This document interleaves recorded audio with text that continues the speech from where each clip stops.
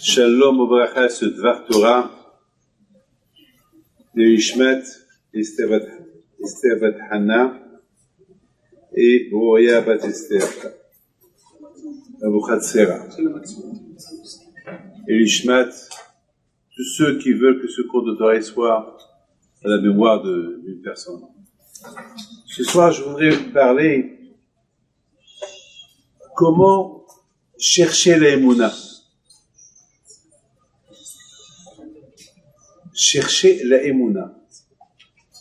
On cherche de l'argent, on cherche une femme pour se marier, on cherche quelque chose qu'on a perdu.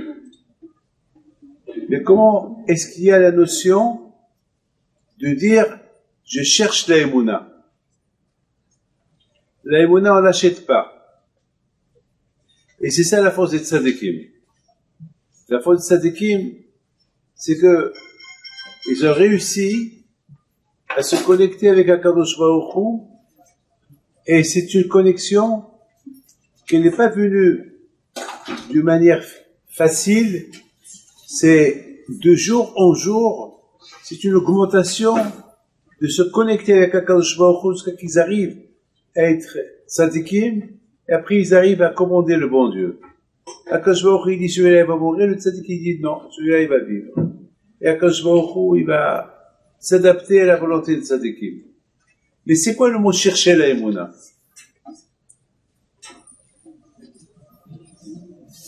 Je voudrais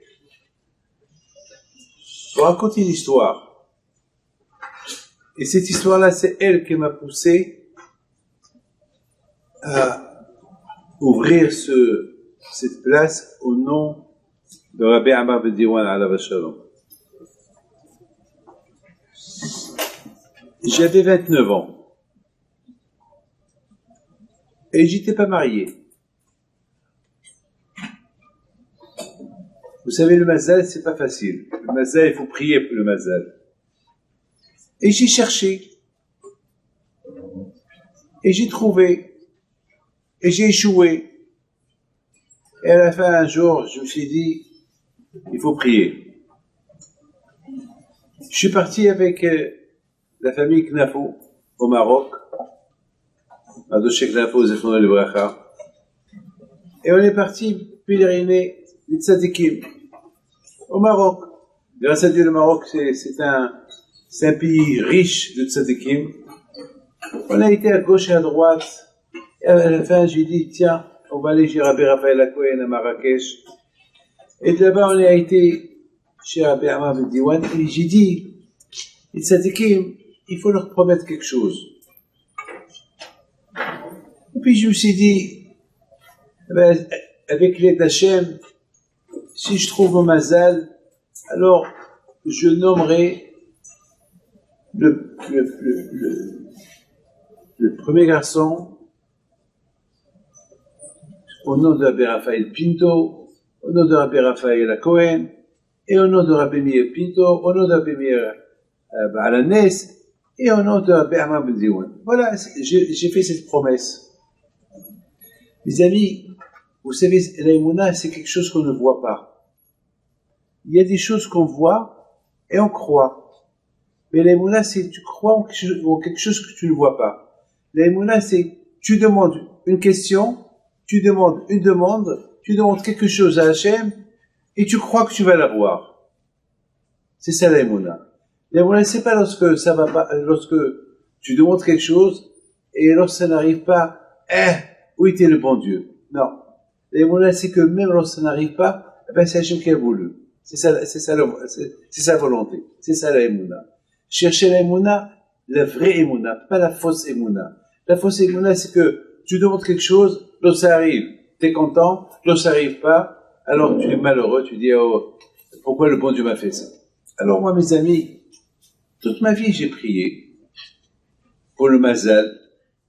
Mais là, j'ai dit, David, c'est fini. Maintenant, tu vas avoir cette émouna que ça, quand je il va t'aider.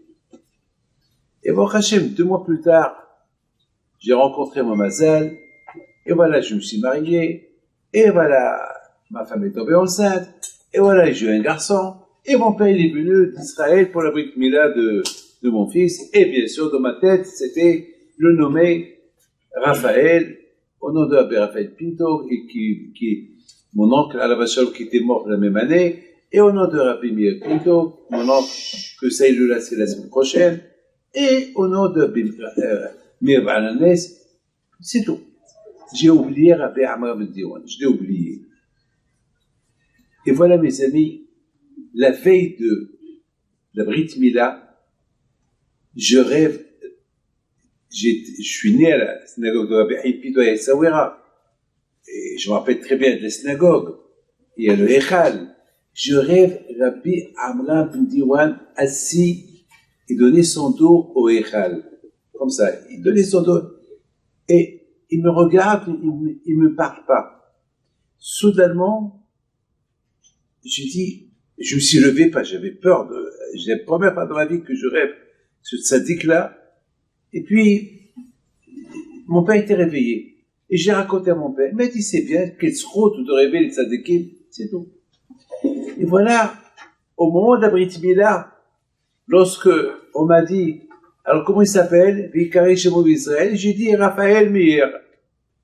Et au même moment, je me suis rappelé du rêve de Rabbi Amar Ben Diwan, et je me suis rappelé la promesse que j'ai promis que si j'ai un garçon, je le nommerai Amram. Et tout de suite, je l'ai nommé Amram. Regardez la bataille, et tzadikim, c'est que non seulement qui te rappellent tes promesses, mais ils exaucent vos vœux. Vous imaginez, mes amis, c'est moi de me rappeler ce que j'ai promis. Pourquoi le tzaddik va venir dans mon rêve pour me dire, hey, tu m'as promis de me nommer. Est-ce qu'il a besoin de moi, le tzaddik? Est-ce qu'il a besoin qu'il vienne chez moi dans le rêve pour me dire, hey, tu as oublié de me nommer? Il n'a pas besoin. Mais le tzaddik, il a vu avec quel monage je suis parti chez lui, prier. Les tzaddikim, ils ne veulent pas qu'on va prier chez eux, simplement pour les tester. Les tzaddikim, ils veulent qu'on va chez eux avec une émona, c'est tout. Si ta prière, elle est exaucée, c'est bien. Sinon, eh ben, c'est Hachem qui a voulu que ce soit comme ça. Mais mes amis, écoutez très bien. Bon, Hachem, 40 ans sont passés. 40 ans, ils sont passés. Et j'ai voulu un jour dire merci à Rabbi Amram Ben Diwan. Je voulais lui dire merci. Vous savez c'est quoi un merci? Un merci, ça veut dire merci à Hachem. Merci à Kadosh Baruch Hu. Merci le tzaddik. Merci. Pour être reconnaissant. C'est quoi la reconnaissance? La reconnaissance, ça veut dire lorsque on te fait un service, de ne pas oublier le service qu'on t'a fait. Ouais, lorsque j'avais besoin, ben j'aurais pu dire, attends, peut-être c'est la bracha de mon père, peut-être c'est la bracha d'un autre tzaddik, pourquoi Rabbi Amar Ben Diwan? Pourquoi peut-être celui-là, il y a beaucoup de peut-être la prière de ma mère, peut-être c'est les souhaits que les gens me souhaitent, pourquoi Rabbi Amar? Mes amis, le rêve, il est venu confirmer, c'est moi, par mon mérite, que tu t'es marié. C'est tout. C'est ça le rêve. Il vient me confirmer, rappelle-toi. Mes amis, dire merci au tzaddik, comment? Ça, c'est déjà, vous voyez, les tzaddikim, la force des tzaddikim, c'est pas uniquement lorsqu'ils sont vivants, les tzaddikim, même qui sont déjà morts, ils sont plus avec nous dans ce monde-là, lorsqu'on a la émouna, et on prie par leur mérite, eh ben, le tzaddik répond. Alors, l'année dernière, il y a 2 ans peut-être, je me trouvais ici en été, ici à Montréal, et j'étais en train de penser, David, tu n'as rien fait pour Rabbi Amar Ben Diwan. Et je me suis dit, ceux qui sont venus me chercher pour aller à la synagogue, on devait prier ce matin là-bas chez le rabbin Saadi Al-Haddad, chez lui à la maison, et en parlant avec ceux qui m'ont accompagné, j'ai dit, bon, il faut, si Dieu veut que je fais quelque chose, ça me rappelle, j'ai dit, je vais écrire un livre, des histoires. Et j'ai commencé à avoir beaucoup des idées. Après, j'ai dit, peut-être, pourquoi pas? Grâce à Dieu, j'ai beaucoup de synagogues, j'ai beaucoup des écoles, pourquoi j'ai des yeshivot, pourquoi j'ai presque 26 en tout. Alors, David, pourquoi tu ne fais pas quelque chose à sa mémoire? Mais où je vais le faire?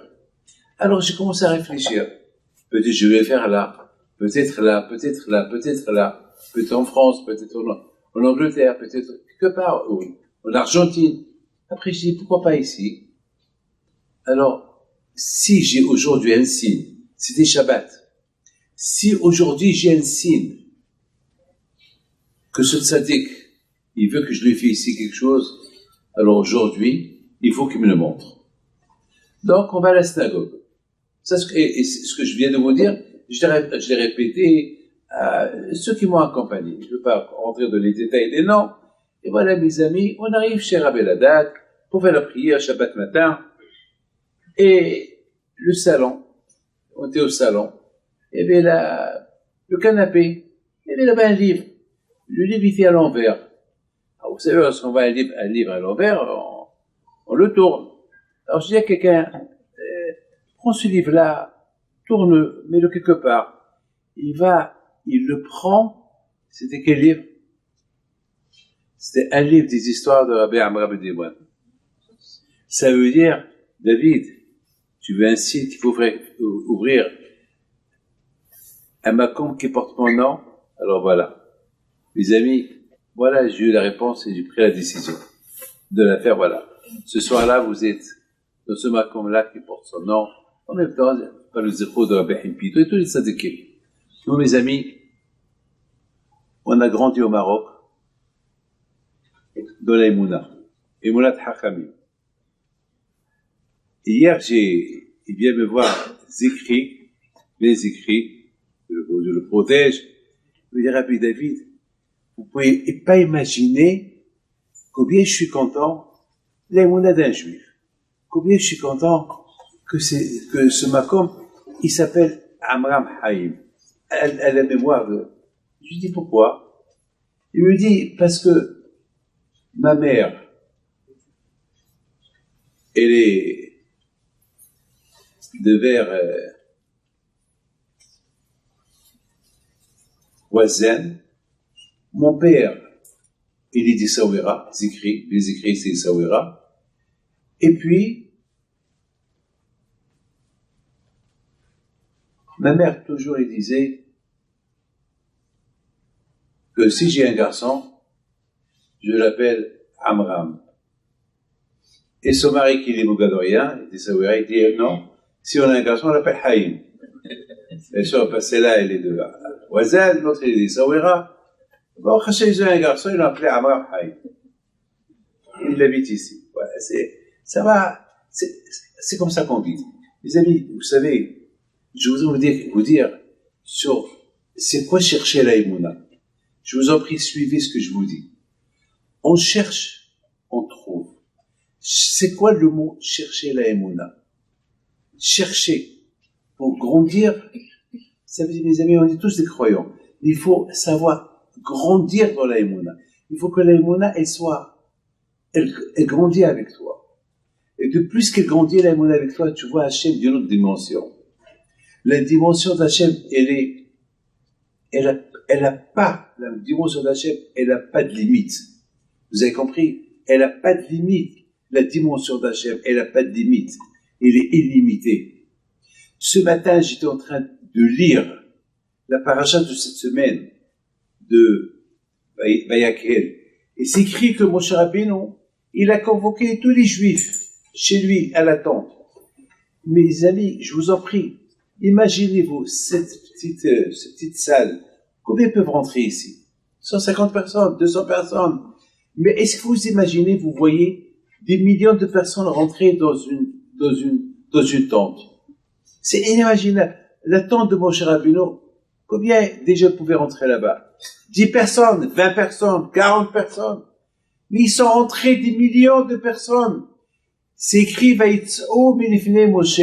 Ils sont sortis de la tente de Moshe. Comment ils sont sortis de la tente de Moshe? Mais comment ils ont pu rentrer là-bas tous? Mais je comprends pas.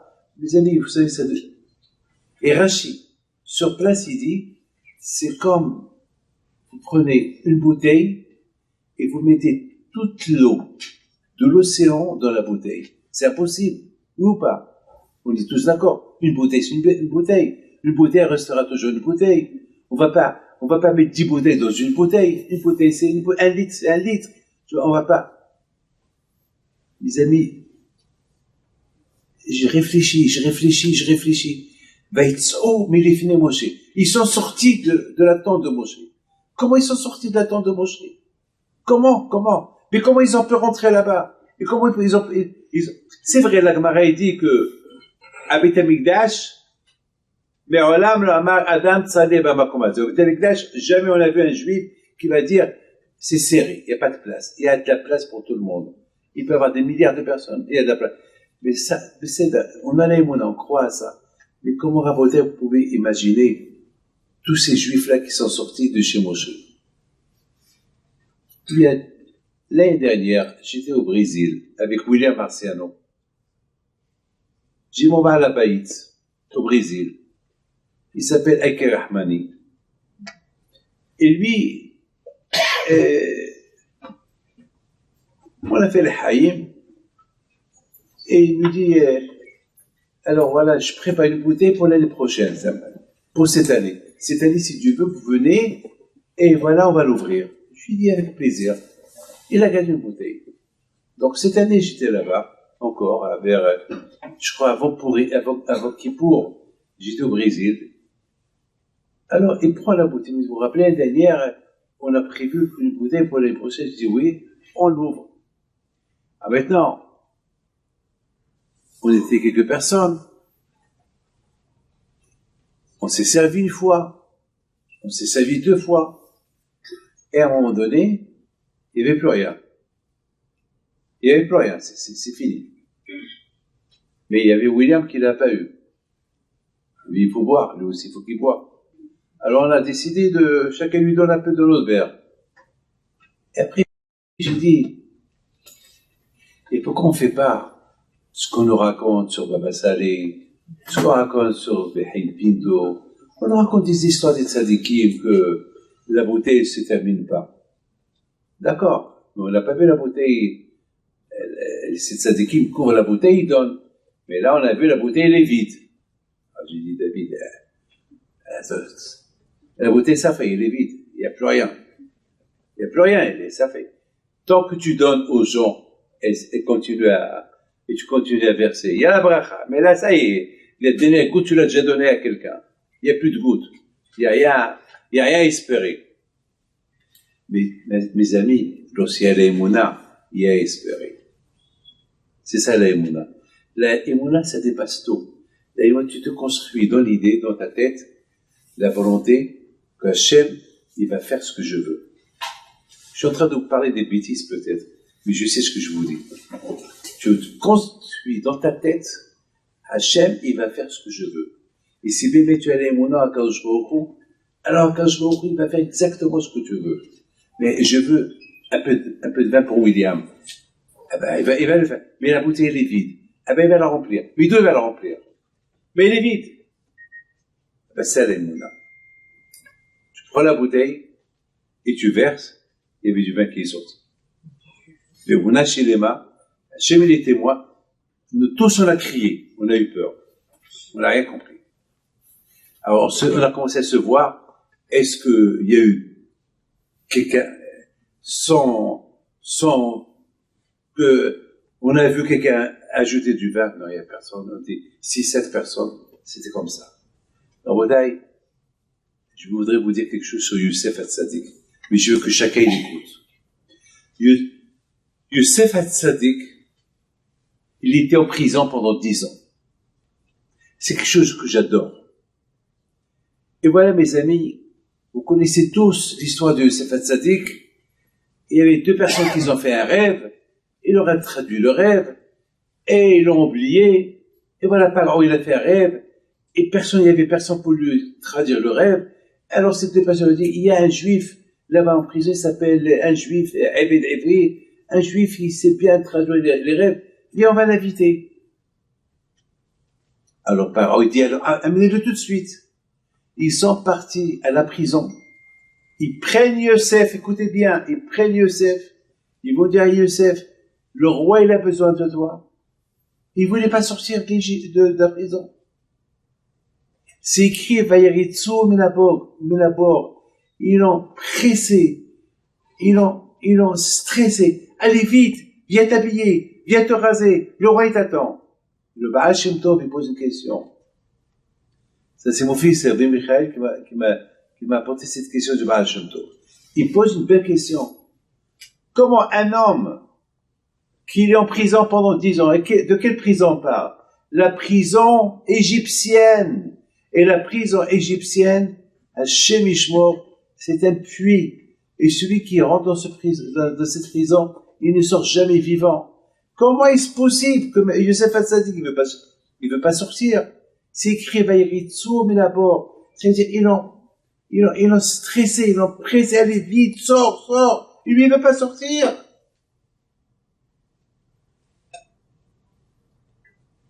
Comment? Du contraire, jusqu'à maintenant, il attendait de sortir de la prison. Maintenant, c'est comme quelqu'un qui reste en prison 10 ans. On vient pour lui dire, ça y est, tu es libre. Et il reste, il dit, ça va, je suis bien là.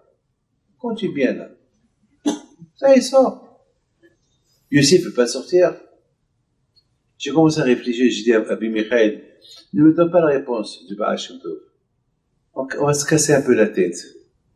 On va se casser un peu la tête pour comprendre pourquoi Youssef Hatzadik ne voulait pas sortir. Mais je vais vous donner une réponse.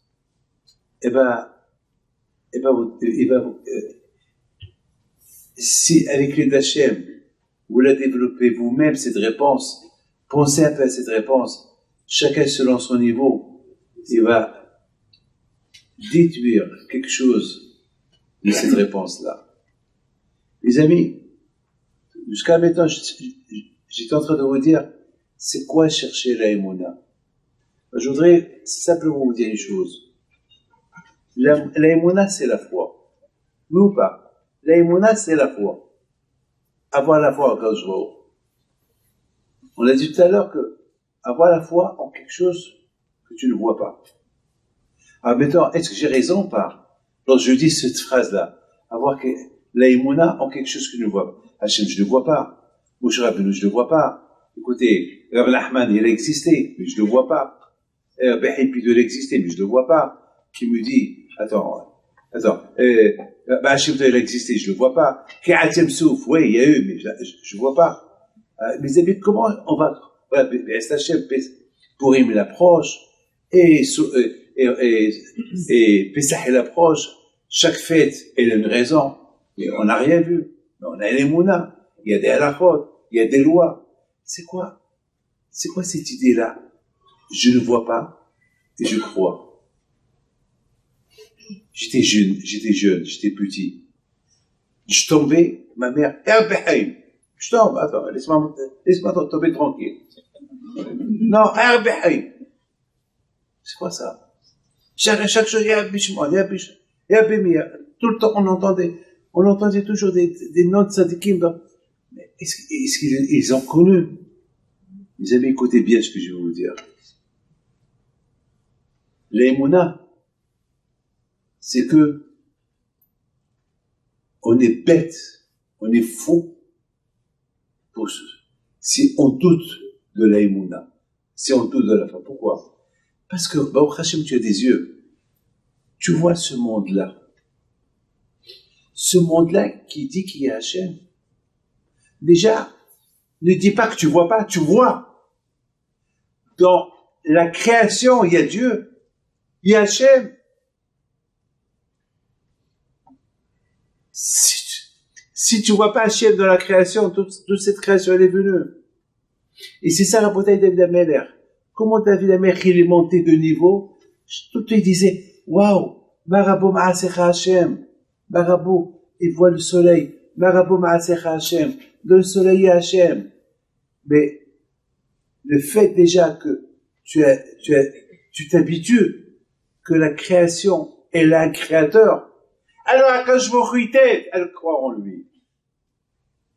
Comment Abraham Abinu, il a découvert Hashem? Vous croyez qu'Abraham Abinu, comment il a découvert Hashem? Il n'avait pas de maître. Il n'avait pas de rave. son père était idolâtre, il n'avait personne, tout seul, comment tout seul?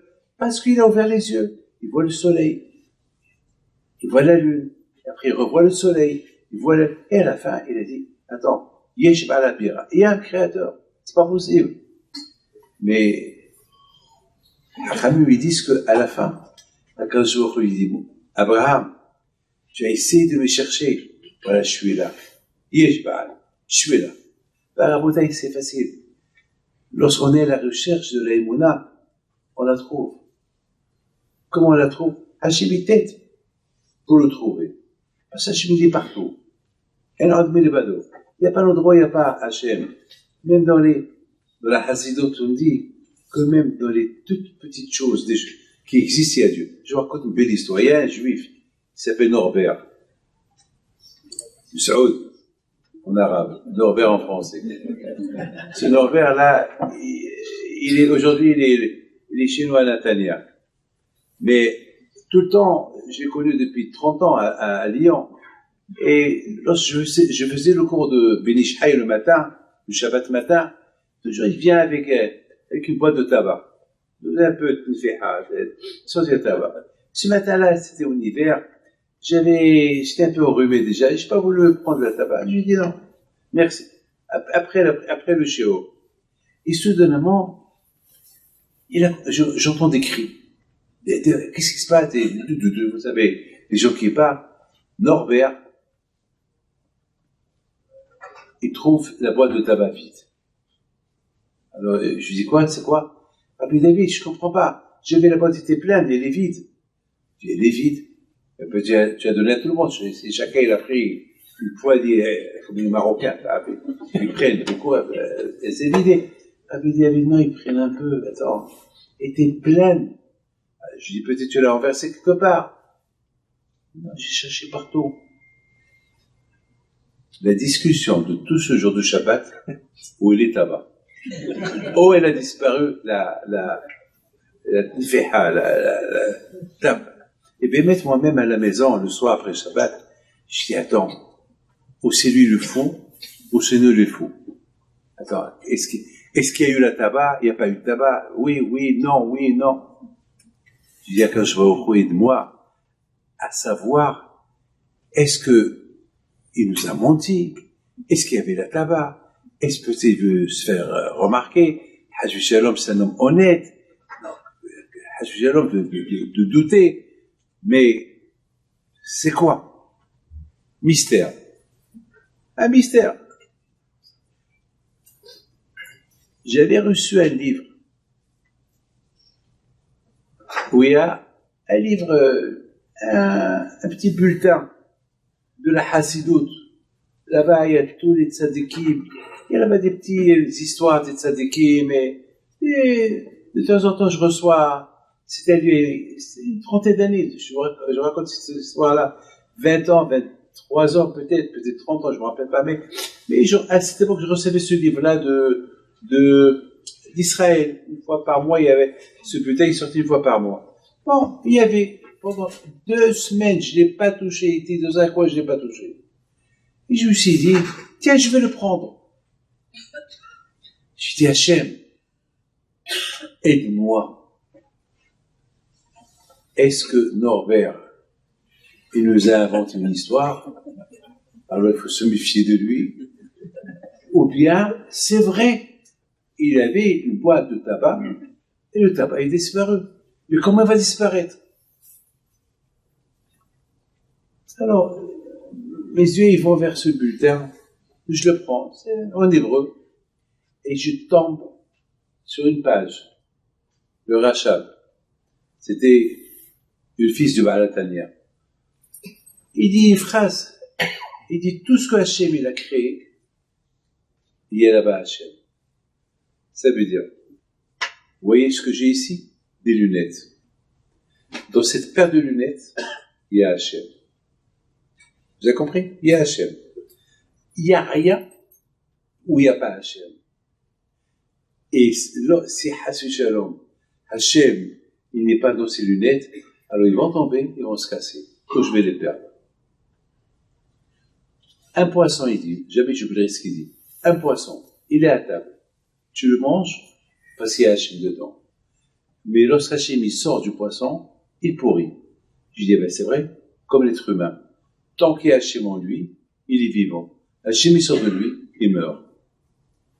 Ça veut dire que Hachem il est partout. El Admi le Bado. Ou Malchuto Bakol Mashallah. Il n'y a pas un endroit où il n'y a pas Hachem. Donc c'est facile d'avoir la Emouna. Il vous suffit d'ouvrir les yeux. Ouvrez les yeux, vous allez découvrir que Hachem va vous aider à croire en lui. Mais le premier pas, ça doit venir de vous. C'est à vous. À vous, comme Abraham Avinu, comme tout le monde. Comme tout le monde, comme tout ce qu'on entend aujourd'hui. Vous voulez savoir une chose? Yosef Hatzadik, lorsque on vient chez lui, il était en prison 10 ans. Le pauvre, il a fait tous les efforts pour qu'il quitte la prison. Et il n'a pas eu, le pauvre, gain de cause pour quitter la prison. Et maintenant, voilà, on arrive chez lui. On lui dit, ça y est, ton jour il est arrivé, tu peux quitter, tu peux sortir, le roi il a besoin de toi. Tu vas expliquer le rêve, ça y est, peut-être tu vas devenir même un grand. Et qu'est-ce qu'il fait? Yosef, il veut pas sortir. Il a fallu que les serviteurs du roi, ils vont le presser. Allez, sors! Allez, lève-toi! Bouge! La Shem Tov, il comprend pas. Comment? Il veut rester?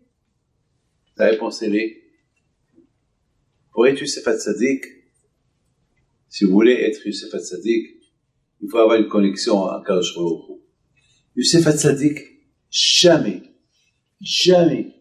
il a contesté tous les problèmes, toutes les souffrances qu'il a.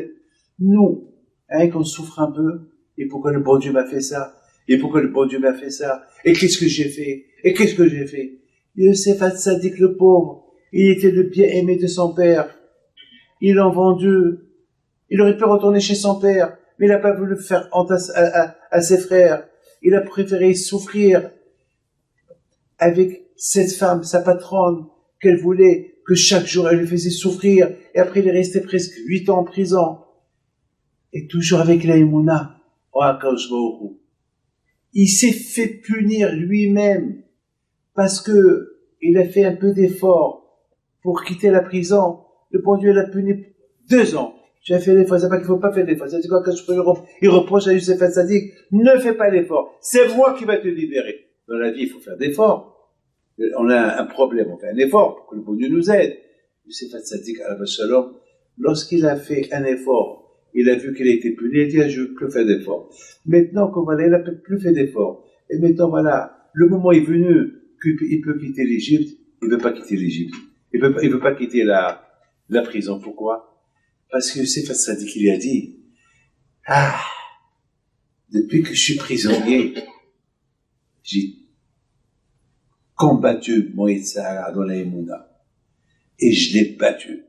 Maintenant, si je sors, comment je vais avancer ma Emouna? On peut avancer la Emouna, même si on est en liberté.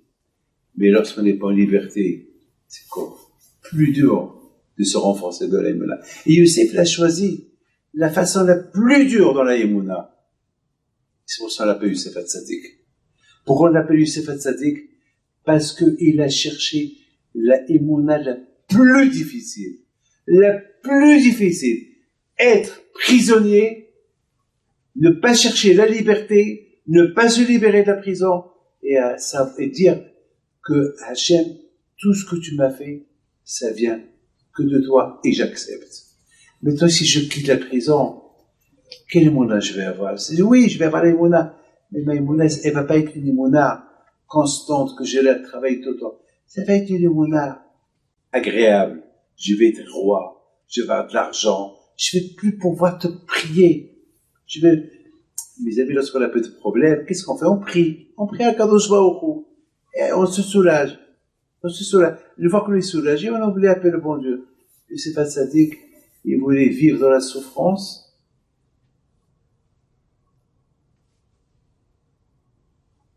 Et rester attaché à Hachem.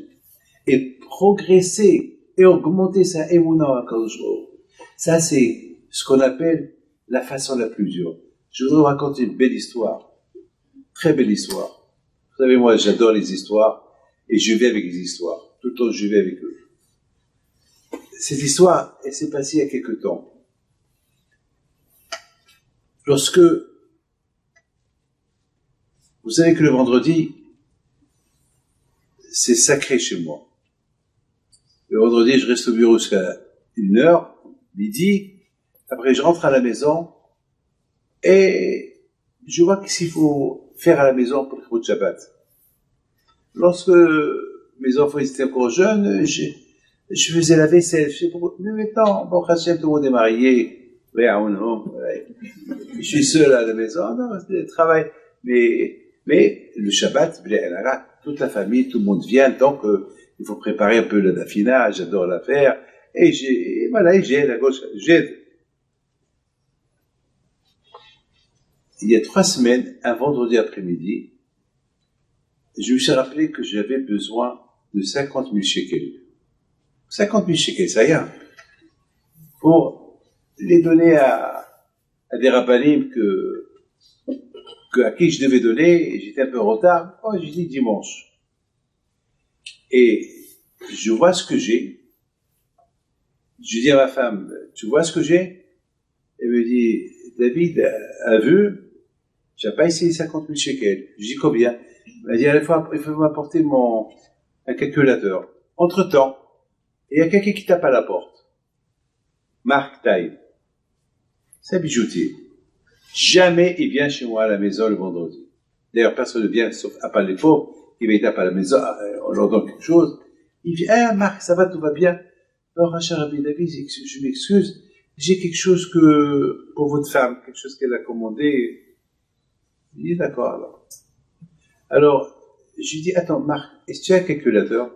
Il me dit, oui. Je dis, voilà, il y a tant d'euros. Combien? Il me dit, voilà, tant, en shekel. Il y a tant de dollars en shekel, combien? Et après, il y avait 3700 shekels. Je lui ai dit, c'est quoi le total? Il m'a dit 30 000. Alors, ma femme me dit 30 000, tu es loin du compte. Alors, je lui dis, ouais, c'est bon, c'est dimanche, Dieu est grand. Alors, je lui dis, bon, je te laisse avec Marc, mais moi, je monte en haut. Marc me dit, Rabbi David, ça vous dérange pas? J'ai une enveloppe pour vous, je peux vous la donner maintenant.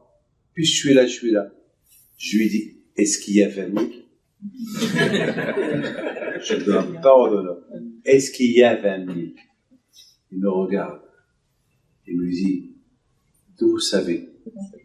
Alors, ma femme lui dit, ben oui, il avait besoin de 50 000, il a 30 000, 20 000, ça fait 50. Ne me dites pas qu'il n'y a pas Hachem. Sinon, vous allez m'énerver. Ne me dites pas qu'il n'y a pas Hachem. Ne me dites pas qu'il n'y a pas Hachem de ma poche. Il n'y a pas Hachem de ma tête. Ne me dites pas qu'Hachem n'écoute pas. Vous savez comment je travaille avec le bon Dieu? Je l'ai dit hier à Sadia, à qui je conseille tout le monde d'aider son école qui a venu. Je lui ai dit hier, comment ça marche avec Akadosh Baruch Hu? Ça marche avec lui d'une manière que il faut vraiment le sentir. Il faut le prendre comme un papa. Tu as besoin de quelque chose, tu demandes à ton père. Ton père ne te donne pas, tu vas acheter ta mère. Si elle ne te donne pas, c'est un problème. C'est tout. C'est comme ça Akadosh Baruch Hu. Tu demandes. Il faut savoir demander. Mais lorsqu'on demande, il faut être convaincu. Ton père, tu es convaincu, c'est ton père. Ta mère, tu es convaincu, c'est ta mère. Et le bon Dieu, il est quoi? C'est ton père, c'est ta mère, il est quoi? Ou n'importe quoi. C'est quoi pour toi ton père? Eh bien, dans la prière, on dit Avinu Malkinu. Dans la prière, on dit notre père, notre roi. Mais est-ce que vous le sentez comme papa, comme roi? Peut-être vous allez le sentir comme roi, mais comme un père. C'est ça le problème. Le problème, c'est Hachem, c'est un père. Comme tu sais, parmi des milliards de femmes, je vais reconnaître ma mère. Elle m'a mis au monde. Je ne peux pas dire à une autre femme, c'est toi ma mère. Hachem, il n'y a pas un milliard d'Hachem, il y a un seul. Il est à côté. Où? À côté, en toi, dans tes mains. Une fois, j'expliquais dans la Kabbalah qu'on a 10 doigts. Pourquoi Hachem a fait 10? Pourquoi pas 20? Pourquoi pas 5? Pourquoi pas 2? Pourquoi 10? Ah ben, les 10 qui te rappellent les 10 sphères. Les sphères, ils sont 10. Le Yud. Le Yud, c'est la petite lettre qui s'appelle Yud, avec laquelle Hachem a créé le monde. Ça te rappelle. Les chiffres 10, ça te rappelle que la lumière d'Hachem, elle traverse ces 10 sphères pour venir en toi. Et c'est elle qui maintient le monde. Ça veut dire un rappel. On a un Taït Katan. Voilà, pourquoi? Pour te rappeler qui est Hachem. Parce que, à l'époque, il y avait ce qu'on appelle le Techelet. On mettait quelque chose de bleu. Une couleur bleue. Pour te rappeler, il y a le soleil, il y a le ciel qui est bleu. Après, il y a le trône d'Hachem, il est bleu. Ça veut dire que le talit te rappelle qu'il y a Dieu. La kippa. Et te rappelle qu'il y a Hachem. Mon père, à la vache à l'eau, beaucoup de fois, il mettait 2-3 kippas sur la tête. Et on lui disait, papa, pourquoi tu fais ça? Mais de plus que ma tête, elle est lourde, je sens un Kadosh Baruch Hu. Chacun, il a une manière comment sentir un Kadosh Baruch Hu. Eh bien, Rabotai, les amis, un Kadosh Baruch Hu, il a fait qu'il nous a donné 10 doigts. 10 doigts pour te rappeler qu'il y a Hachem, que j'existe. Que t'as vu. Mais il y a aussi 10 doigts dans les pieds. Pourquoi les pieds? En plus, les doigts du pied, je me sers même pas. Et il me sert à rien. Alors pourquoi les pieds? Les mains, d'accord, je bouge. Mais les pieds, voilà, ça, plutôt, imaginez-vous qu'on a des pieds sans les doigts. Je sais pas, mettons, c'est normal, s'il n'y a pas de doigts, ça devient anormal. Mais si c'était normal, personne ne se serait posé cette question. Mais pourquoi il y a 10? Eh ben, 10, c'est comme les mains. Ça veut dire que dans ta tête, il faut savoir une chose. Lorsque tu marches, eh ben, tu vois tes mains. Et lorsque tu vois le parterre, ben, tu vois tes pieds. Hachem, il est partout. Il est par terre. Il est en haut. Il est à gauche. Il est à droite. Là où tu vas, il y a Hachem.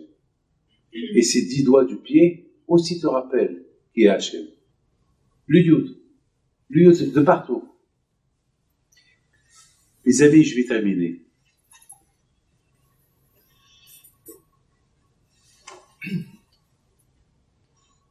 Aujourd'hui en Israël, qui ne sait pas ce qui se passe? Qui ne sait pas ce qu'on a vécu à Simchat Torah? Qui ne sait pas ce que d'où Hachem nous a sauvés? Et j'avais un problème avec Hachem. À Simchat Torah, j'avais un problème.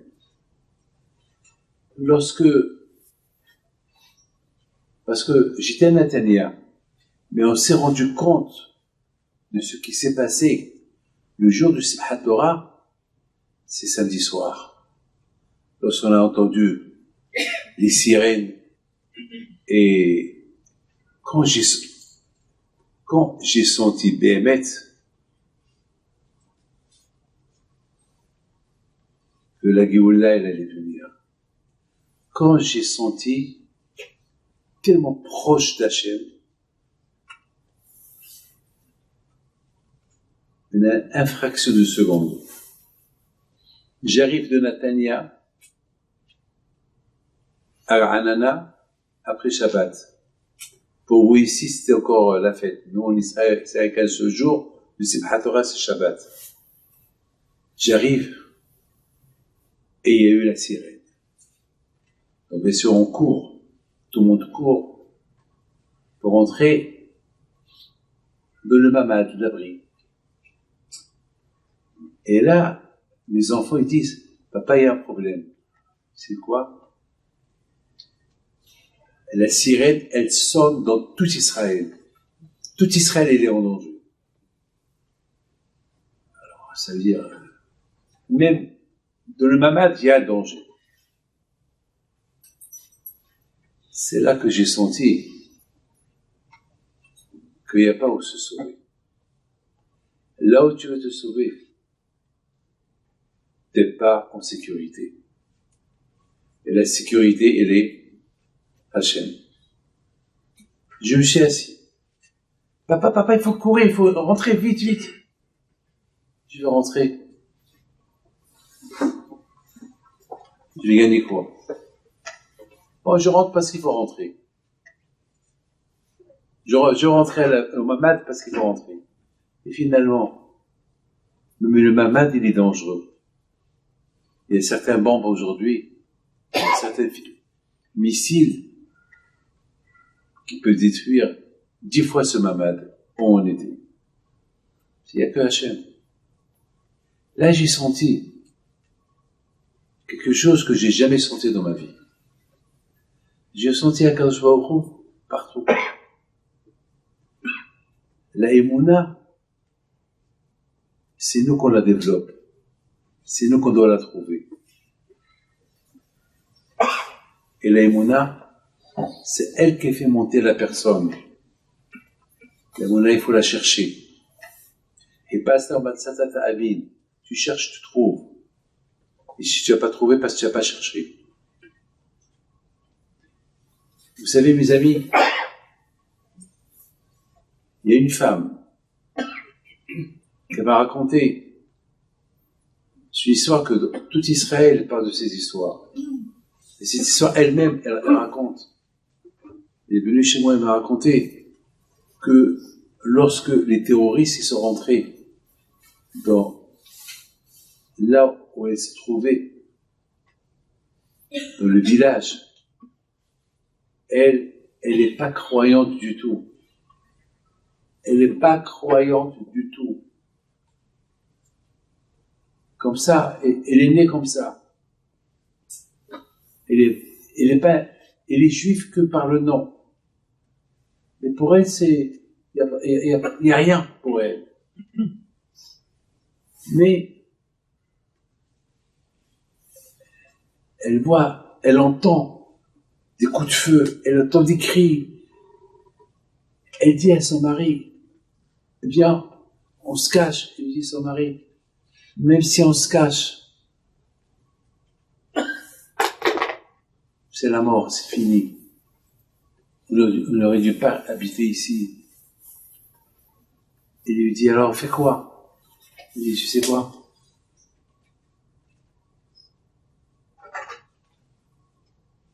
Avant la fête de Rosh Hashanah, pour la première fois de ma vie, j'ai mis de filim. Ah bon? Oui, j'ai mis de filim. On m'a fait faire lire Shema Israël, Adonai Eloheinu, Adonai Echad. Alors voilà ce qu'il nous reste. Je lui dis, de quoi tu parles? Il dit, bon, on va répéter cette phrase de Shema Israël. On va rentrer dans cette chambre. On n'a pas où se sauver. On n'a pas il n'y a pas où aller. Et si vraiment Dieu veut nous aider, alors Dieu va faire que ceux qui vont entrer dans cette maison, ils vont rien. Ils n'avaient que 2 chambres. C'est tout. Ils sont rentrés dans une des chambres. Ils sont restés derrière un placard. Ils sont restés là-bas, debout. Les terroristes, ils sont rentrés à la maison. Ils ont mitraillé la maison. Ils ont cassé. Ils sont rentrés 1000 fois dans la chambre où ils étaient. Et lui, dans sa tête, il répétait Shema Israël. Sa femme aussi répétait Shema Israël. Il répétait une phrase. Hachem, je connais que ça. Aveuglé. Et je saurais quoi faire. Des histoires comme ça, plein d'histoires comme ça à l'écouter. Et Baruch Hashem, après 24 heures, que les terroristes sont restés chez lui à la maison dans le village. Les soldats sont venus, ils ont nettoyé un peu le village. C'est là qu'il est sorti. Les amis,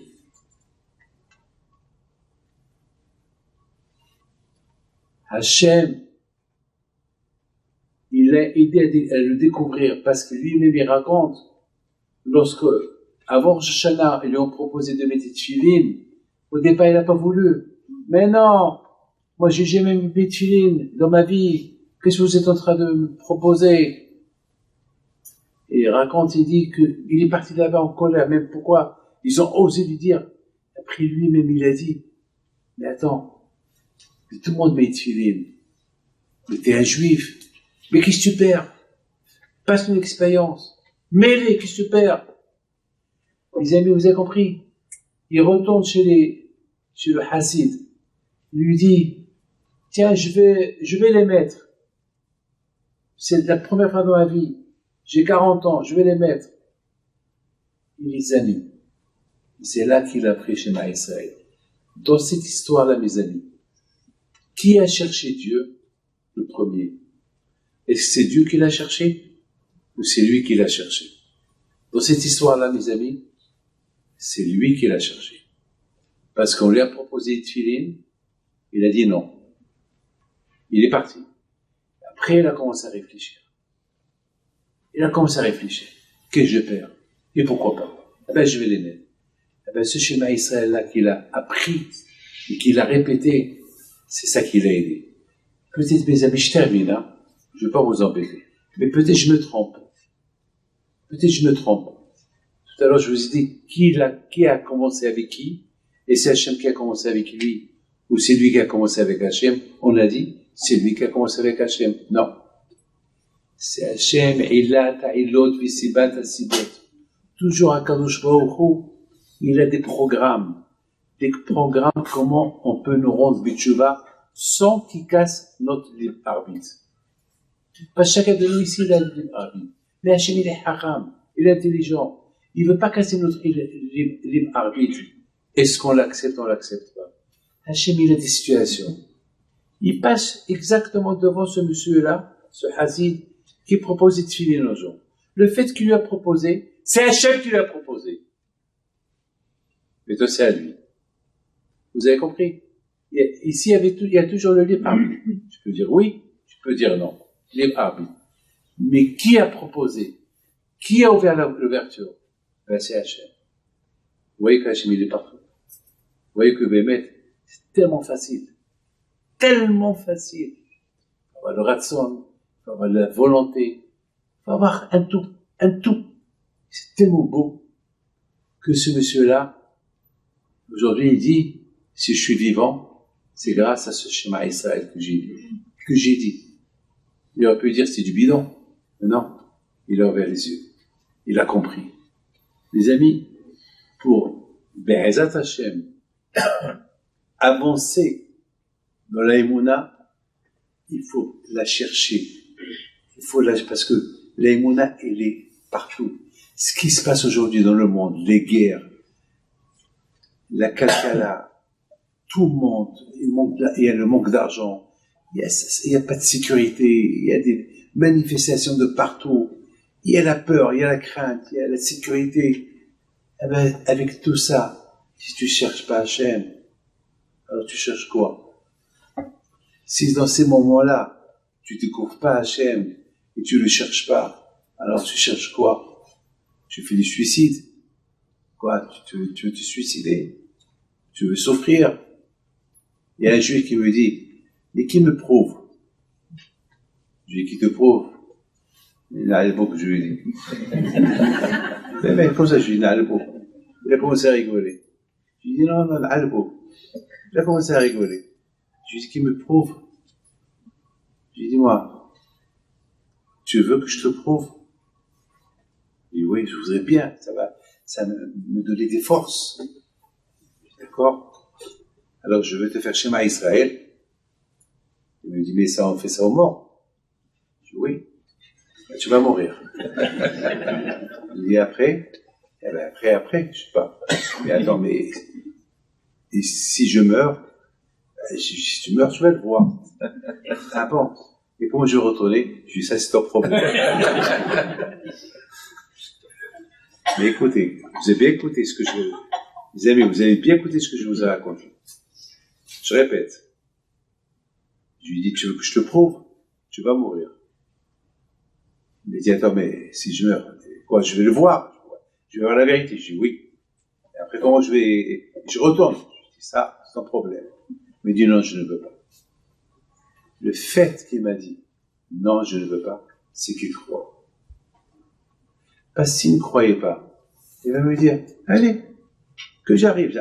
Il aurait pu avoir le doute. Est-ce qu'il peut m'envoyer là-haut? Le fait qu'il a eu peur, ça veut dire qu'il croit. Est-ce que tu peux l'envoyer là-haut? Dis-moi. Il voulait rigoler, moi aussi je rigolais avec lui. Mais la vérité, à Botaï, il n'y a pas cette question qui prouve. C'est à côté. Est-ce qu'on peut te prouver que ton père c'est ton père? Est-ce qu'on peut te prouver que ta mère c'est ta mère? Est-ce que tu rentres à la maison, ta femme te sert un steak, tu as des doutes que tu as porté du porc? Non, tu as confiance. Ton père c'est ton père, ta mère c'est ta mère, ton frère c'est ton frère, ta femme c'est ta femme, ton fils c'est ton fils. Ben Hachem c'est Hachem. Mais c'est un peu dur, parce que les autres tu les vois, lui tu le vois pas. Mais il est à côté de Hamad, il est à côté, il est partout. Mais l'école à Haris qui vous dit, il est partout. Il est partout. Il n'y a pas. Aïe, mais comme Kevodol à Haris, où je peux le chercher pour le trouver. Mais il n'y a pas à chercher, il n'y a qu'à trouver. Il est partout. C'est ça la bataille. Chercher à être encore plus dans l'aïmouna. Chercher l'aïmouna. On est tous croyants, mais chercher plus. Le plus que tu cherches, tu trouves plus. Le plus que tu cherches l'aïmouna, tu montes dans ta aïmouna et tu te connectes avec Hachem. Et en faisant ça, on aurait évité beaucoup de problèmes. Be'ezat Hachem, qu'Akadosh Baruch Hu protège nos soldats, qu'Akadosh Baruch Hu protège ces hatoufim, c'est les otages qu'on ne sait même pas combien ils restent. Et s'ils sont encore vivants, on ne sait pas. On ne sait pas. Personne, malheureusement, combien de fois j'ai essayé de faire des she'elat halom, demander le mérite tzadikim, qu'il y a un siman, c'est total. Akadosh Baruch Hu, il est mamash, il y a une hastarat panim, tout est caché. Et Hachem, la Megillah s'est dévoilée. Hachem, Hachem il dévoile son koach. Hachem, Hachem il se dévoile à nous. Hachem que les otages ils vont se dévoiler. Hachem, qu'Akadosh Baruch Hu fasse qu'on verra Mashiach Tzidkenu, Bimera B'Yameinu. Je voudrais simplement vous dire merci. Voilà, avec ce cours-là, j'ai inauguré ce makom. Et merci ceux qui ont aidé pour le faire, un petit bijou, c'est tout.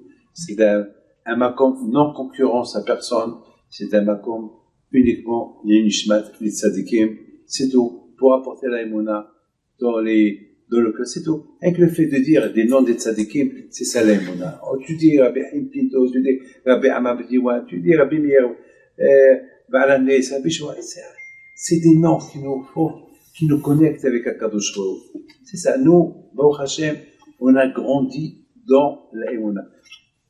J'ai toujours dit que ma mère, elle m'a allaité deux choses. D'un sein, elle m'a allaité le lait, et de l'autre sein, elle m'a allaité la émouna.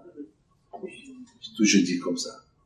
Depuis que j'ai été bébé dans son ventre, c'est déjà, elle a allumé les tzadikim. Et c'est ça, déjà, depuis qu'on est dans le ventre de maman, hein, déjà, il y a Bishman Vayuhaya, voilà, déjà, on a testé les monas dans le ventre de la maman. Avec Hachem, à vous de continuer dans ce chemin-là, et Bissout Rabbi qui soit avec vous. Amen, Keratson. Et encore une fois, levez-vous.